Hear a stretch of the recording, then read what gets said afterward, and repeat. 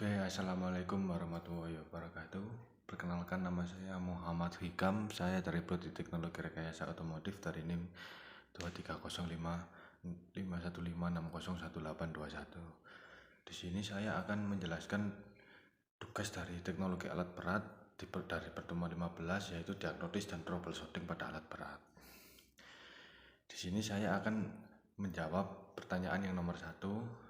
Jelaskan perbedaan antara pemeliharaan preventif dan pemeliharaan korektif pada alat berat, serta berikan spesifikasi dari masing-masing pemeliharaan tersebut berdasarkan dokumentasi yang disediakan. Perbedaan pemeliharaan preventif dan korektif. Pemeliharaan preventif dan korektif dilakukan sebelum kerusakan terjadi.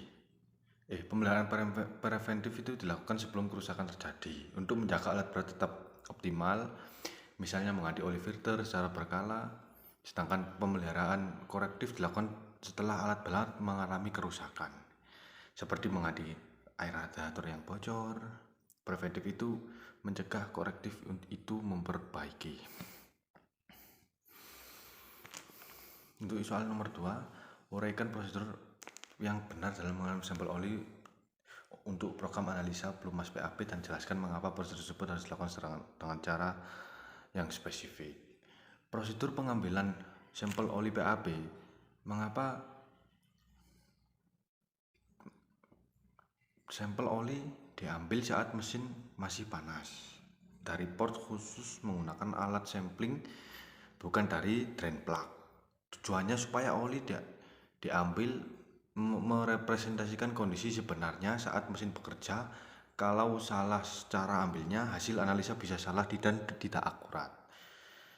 Itu nomor 2. Untuk yang selanjutnya, nomor 3, analisis hubungan antara kandungan sulfur dalam bahan bakar dengan jadwal yang pengganti oli engine berdasarkan dokumen bagaimana kandungan sulfur yang berbeda mempengaruhi interval pemeliharaan dan apa dampak jangka panjangnya terhadap performa engine. Hubungan sulfur dan jadwal ganti oli.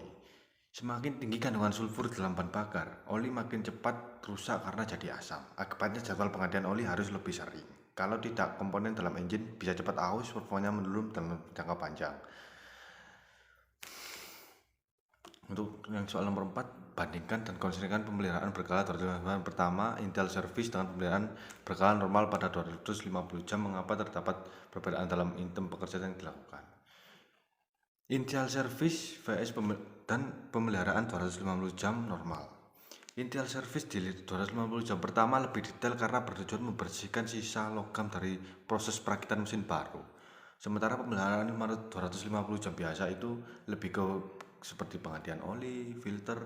Bedanya ada di kedalaman yang item yang diperiksa. Kalau initial service 250 jam itu kedalamannya lebih detail yang diperiksa. Untuk soal nomor 5, evaluasi kelebihan dan kekurangan dari pendekatan condition based maintenance dibandingkan dengan schedule overhaul dalam situasi operasional seperti apa. Masing-masing pendekatan tersebut lebih efektif untuk diterapkan. Untuk yang pertama, CBM. CBM adalah condition based maintenance. Itu berdasarkan kondisi nyata alat lewat sensor dan analisa oli. Lebih hemat karena hanya diperbaiki saat benar-benar perlu. Kemudian untuk schedule overhaul berdasarkan jam kerja tetap, sedangkan schedule overhaul berdasarkan jam kerja tetap, jadi lebih mudah dijadwalkan tapi kadang-kadang kurang efisien. CBM cocok, perbedaannya kalau CBM cocok untuk di lokasi-lokasi terpencil seperti alat berat yang digunakan, itu cocoknya menggunakan CBM.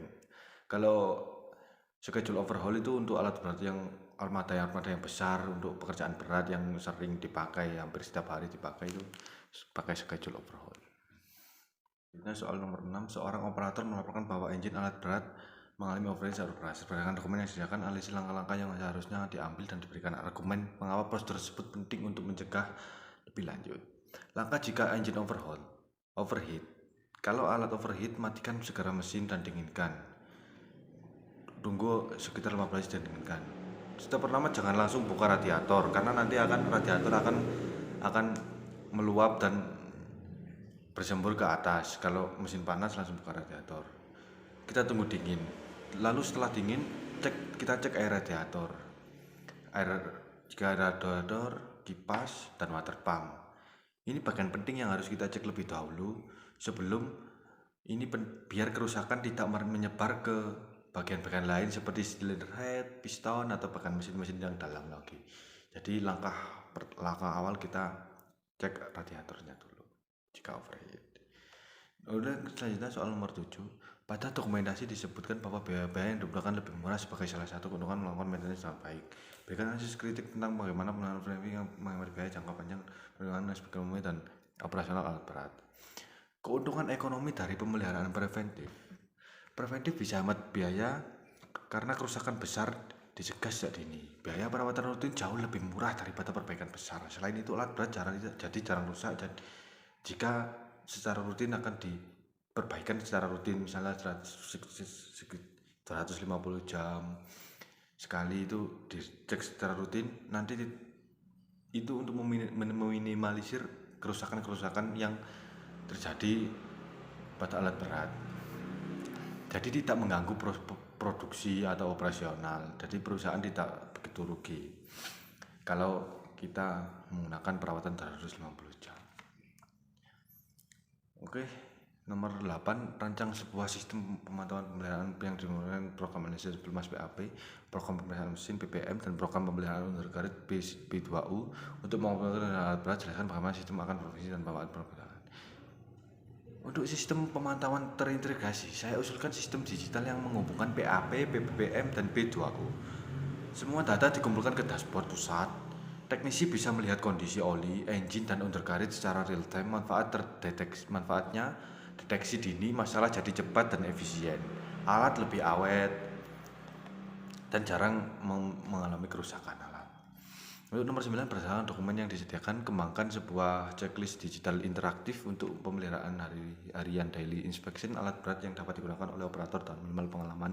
Sertakan fitur-fitur yang memudahkan operator untuk melakukan inspeksi dengan benar dan melaporkan masalah potensial secara efektif.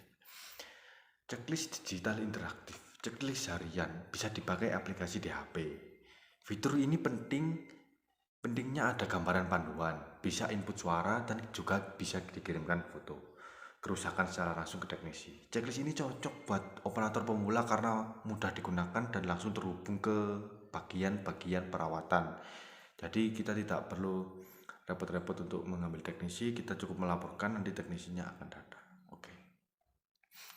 Dengan mempertimbangkan perkembangan teknologi terkini, usulkan modifikasi atau penyempurnaan pada prosedur pemeliharaan alat berat yang ada untuk meningkatkan efisiensi, keamanan, dan keberlanjutan lingkungan. Berikan justifikasi untuk setiap usulan yang Anda berikan. Untuk usulan yang saya berikan, penyempurnaan prosedur pemeliharaan alat berat, kita bisa tambahkan sensor LOD untuk cek suhu, tekanan, dan getaran alat. Juga untuk sistem AI untuk prediksi kerusakan. Ini bikin perawatan jadi lebih cepat, aman, dan ramah lingkungan karena limbah lebih sedikit. Jadi kita memanfaatkan teknologi seperti AI, LOD itu juga. Oke, itu tadi sekian penjelasan dari saya tentang teknologi troubleshooting alat berat. Jika ada salahnya, kurang lebihnya saya mohon maaf. Sekian dari saya. Wassalamualaikum warahmatullahi wabarakatuh.